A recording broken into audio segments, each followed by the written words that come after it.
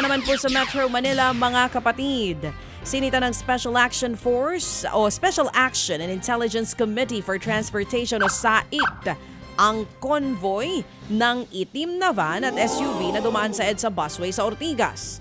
Nagpakilala pong mga tauhan ni dating Senator Manny Pacquiao ang mga sakay ng van. Pero nang patabihin ang SAIC para tikitan, biglang tumakas po ang dalawang sasakyan. Ang paglilinaw ng kampo ni Pacman, hindi alam ng dating senador ang pangyayari. Driver at kasambahay raw ni Pacquiao ang sakay ng hinarang na SUV. Aminado silang mali ang ginawa nitong pagtakas matapos sitahin ng mga otoridad. Kaya naman pinagalitan na raw nila ang tumakas na driver. Ang kampo naman ng senador ang nag-utos na bumalik ang driver para tanggapin ang ticket. Sugatan naman ng isang Taiwanese na pumalag sa mga snatcher sa Makati City. Sa video, kitang pilit binawi ng biktima ang cellphone niya nang kuhain ito ng isa sa mga suspect. Tinangkang tumakas ng riding in tandem pero nabuwal ang motorsiklo nila matapos harangan ng Taiwanese. Hindi nahagip sa CCTV ang sumunod na nangyari pero binaril ng riding in tandem ang Taiwanese gamit ang isang toy gun.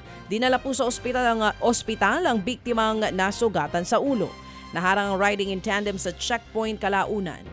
Sinubukan pa umanong pumalag ng mga suspect pero naagaw ng mga pulis ang dala nilang baril. Aminado naman ang dalawang suspect sa pagnanakaw. Nilinaw naman nila na panakot lamang daw ang dala nilang baril at hindi raw sila magnanakaw. Sinampahan sila ng reklamong paglabag sa election gun ban, illegal possession of firearms at robbery snatching. Iminungkahi naman ni Management Association of the Philippines o MAP Transport and Infrastructure Committee Chairman Eduardo Yap na mas gamitin ang mabuhay lanes para maibsan ang traffic sa EDSA.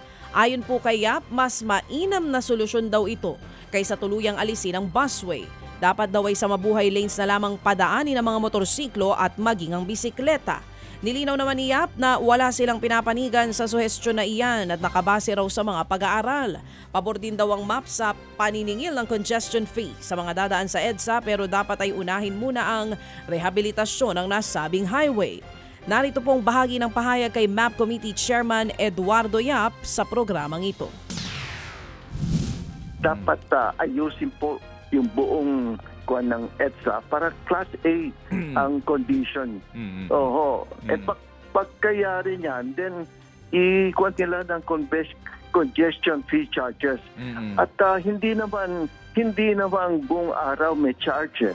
Ang kuan lamang during peak hours lamang. Yan nga po ang tinig ni MAP Transport and Infrastructure Committee Chairman Eduardo Yap.